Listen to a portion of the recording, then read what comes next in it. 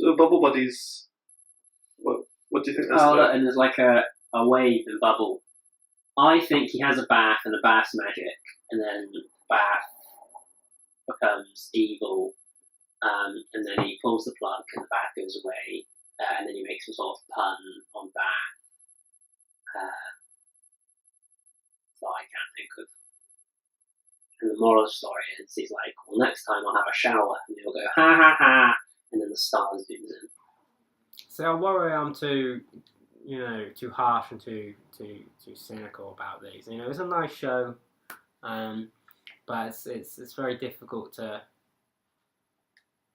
say more than that. So in spite of having said that, and that was a nice episode, I'm now going to tell you everything that was wrong with it. Stephen gives in quite easily here. Like, a lot of stuff happens, and I think this is the first time we've seen him, if not cry, then wail. He's faced a lot of adversity, and he's usually kept his cool. He got a bit upset when the cannon wasn't working. And I guess when he turned on those lots of cats, he was a bit like, oh no, this isn't on. Yeah, he had a straight up panic attack when he turned into a bunch of cats. But, I don't even know what he's trying to do with the bike. I think he was trying to impress her. And thought, I know I'll do it. Crying. Also, she's saying, I've not made any friends. It doesn't really seem like she's trying too hard. Well, yeah, okay, I'm sure if she tried and started trying to meet people, they'd be friendly back to her, but that doesn't stop it being upsetting that she doesn't have friends. Yeah. Nervous around people, maybe. No, I'm Jack, I'm friends with everybody. I talk to someone, they love me. Reading a book, loser, you don't deserve friends. I meant more as in Stephen was sort of chatting to her. She wasn't replying. It seemed more like he was chatting to himself. In front of her. He was also riding a bike on the beach. Yeah. Very good. No, I get awfully convenient for him to get measured. Also, right now we've missed something. Where does bike go? She stole it. She wasn't reading, she was taking notes. And now she's like, I've been caught out. So what are your first impressions of Connie?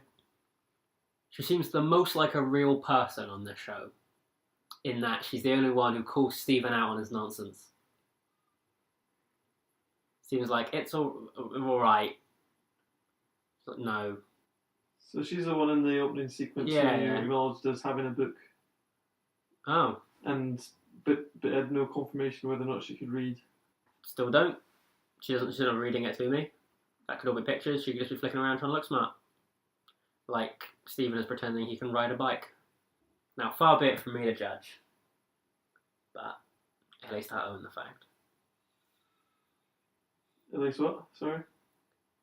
I didn't hear what you said. That was me saying Stephen can't ride a bike, but then me saying... Oh, right, yeah, because you can't ride a bike, but you don't pretend. No, I can't read, but I pretend. Yeah, I've noticed that. I've never, called you out on it because I felt like you needed. So are those two together? Lars and Sadie? Yeah. I mean, they work together.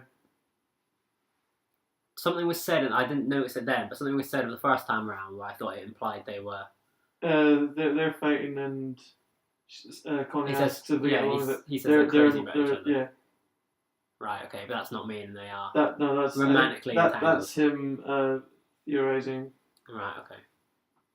What's this about? Yeah, Onion. Is this the first time we've seen Onion? I assume we learn more about Onion. A child that, I guess, it's called Onion.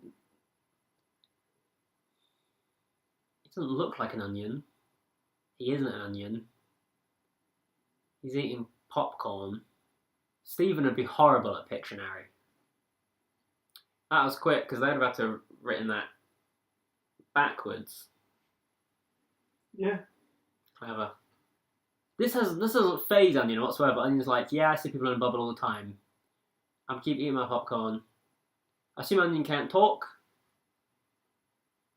You learn more about Onion. but Onion can read and operate machinery. So I assume this magic bubble is on a time thing. Or does, like, the pressure get to it, but somehow not them? Or is it just like, no, you get 3 hours of bubble. I need stats.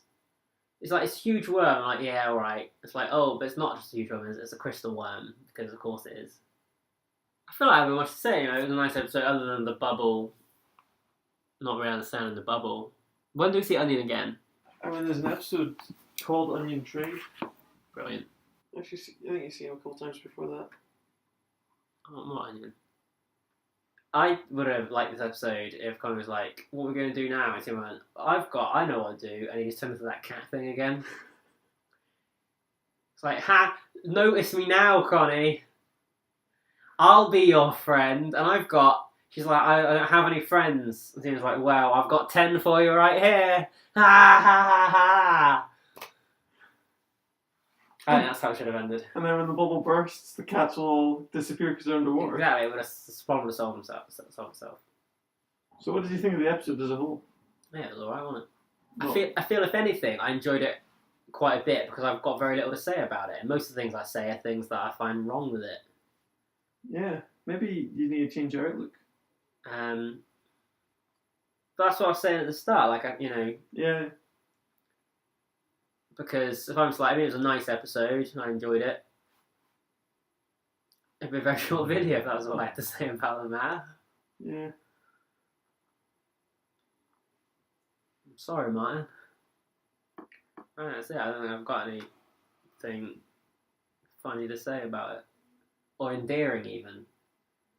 I think people watch this video and go, hey, he talked again. I'm not going to watch the next one. Should have had that light on. Oh, see, now it's brighter. Bye! Well lit, goodbye. Are we doing like outros or intros for these?